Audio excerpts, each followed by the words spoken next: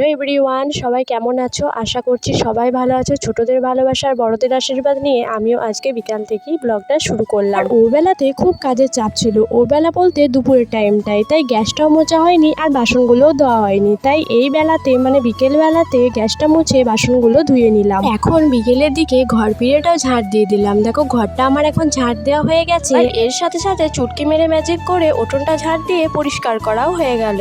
যে কাজগুলো ছিল সে কাজগুলো কমপ্লিট করে এখন আমি দোকানের বাজারগুলো নিয়ে আসছি, এগুলো কোটোতে আজারে দেবো বলে। আর কি কি এনেছে তোমাদের সাথে চলো একটু শেয়ার করি। কালকে আমার বর এসেছিল আর বাজারটা ও সকালের দিকেই করে দিয়েছিল, তো কালকে আর টাইম হয়ে ওঠেনি। আর আজকে সকালে প্রচণ্ড চাপ ছিল, তাই আর বাজারটা আজারতে পারিনি।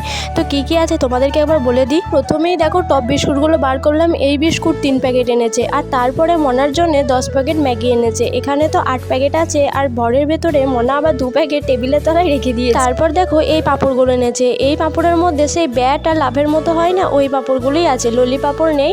আর তারপরে এই যে তেজপাতা, আর এখানে আছে এটা মটর কলাই। এইদিকে দেখো মটর কলাই আমি বেশি পরিমাণ লিখিনি, তার কারণ হলো বর্ষাকালের দিনে মটর কলাইয়ে খুব পোকা হয়ে যায়, তাই অল্প পরিমাণে মটর কলাই আনতে বলেছিলাম। তো মুসুরির ডালটা আমি বেশি পরিমাণে আনতে বলেছিলাম। মুসুরির ডাল আমাদের প্রায় দিনই ডাল করা হয়, তার জন্য। আর এখানে বেসনটাও বার করে নিলাম, বেসনের পরিমাণও কমই আনতে বলেছিলাম, বাড়িতে অলরেডি ছিল বলে। তারপর আর কিছু নুনের প্যাকেটও বার করে নিলাম। কিছু বলতে আমি 2 প্যাকেটই নুন লিখেছিলাম, আর বাকি প্যাকেট নুন মানে আর 3 প্যাকেট নুন বাড়িতে ছিল।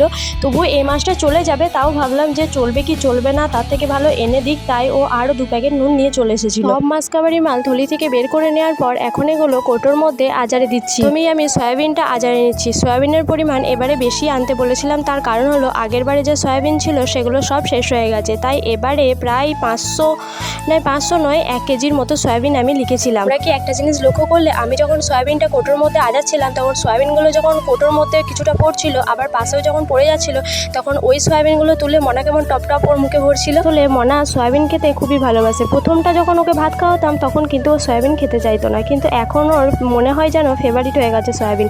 যখনই আমি সয়াবিনের তরকারি করি, যখনই সয়াবিনগুলো ভেজে নেওয়া হয়, তখন ওর জন্যও আবার ভাজতে হয়, মানে ওর জন্য আমাকে বেশি করে আবার সয়াবিন দিতে হয়। সয়াবিন খাওয়া তো ভালো, সয়াবিন কিন্তু শরীরের পক্ষে খুব উপকার। তারপর এখানে আমি পাঁপড়গুলো ঢেলে নিচ্ছি। আর সত্যি কথা বলতে জানো তো, আমার মাসকাবারি মাল আজাতে খুবই ভালো লাগে। বলে কোটোগুলো যদি নোংরা থাকে সেই মাসকাবারি মাল বাজাতে কিন্তু একদম ভালো লাগে না, আর যদি কোটোগুলো পরিষ্কার পরিচ্ছন্ন থাকে তাহলে সেই কোটোতে মাসকাবারি মাল ভরতে কিন্তু বেশ লাগে। তারপর এখানে দেখো পাঁপড়ের কৌটোটা একটু ছোট হয়ে গেছে, এই কৌটোটাকে পাল্টে একটা বড় কৌটো নিতে হবে। যে দোকানপাতি আনা হয়েছিল সব কৌটোতে সেগুলো ভরে দিয়েছি, আর সবার লাস্টে ভরছি এই চিনিটা। এবার চিনির পরিমাণ একটু বেশি বাড়িয়ে দিয়েছি। আগে 4 কেজি চিনি আনা হতো, আর এখন আবার 1 কেজি বেশি বাড়িয়ে দিয়ে 5 কেজি চিনি করে দিয়েছি। কারণ এই কটা মাসে দেখছিলাম 4 কেজি চিনিতেও কুলানো হচ্ছিল না, তাই 1 কেজি বাড়িয়ে দিয়ে 5 কেজি দেখলাম। আর এতটাই চিনির পরিমাণ লাগে যে কি বলবো।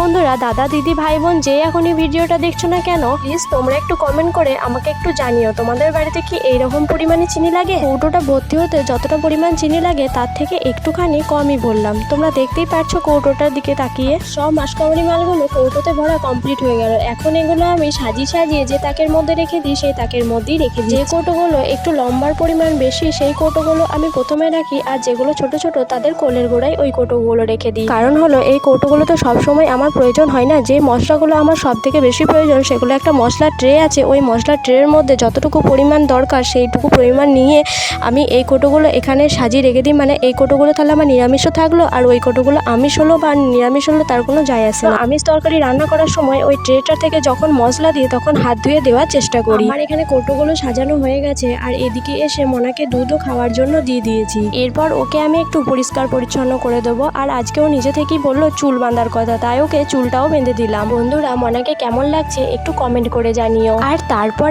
আমিও একটু সাজুগুজু করে মনা আর আমি শাড়ি দিদিদের বাড়ি দিয়ে চলে এলাম। ওখানে সময় কাটানোর পর আবারও চলে এলাম আমাদের বাড়িতে। মনা আর আমি এখন ছাদে আছি, আর মনাকে কয়েকটা সিঁড়ি ভাজা দিয়েছি, ও এখন ছাদে বসে বসে খাচ্ছে। মনা একা সিঁড়ি ভাজা খাইনি, আমিও খাচ্ছি। এই সিঁড়ি ভাজাগুলো এনেছিল মনার পাপা, যখন এর আগের বার এসেছিল তখন মনার জন্য এই সিঁড়ি ভাজাগুলো এনে দিয়েছিল। মনা এই সিঁড়ি ভাজাগুলো খেতে খুব ভালোবাসে, তার জন্য ওকে এনে দিয়েছিল। বন্ধুরা, আজকের মতো ভিডিওটা এই পর্যন্তই। আবারও দেখা হবে নেক্সট ভিডিওতে। তুমি যদি আমার চ্যানেলে নতুন হয়ে থাকো তাহলে অবশ্যই একটা সাবস্ক্রাইব করো।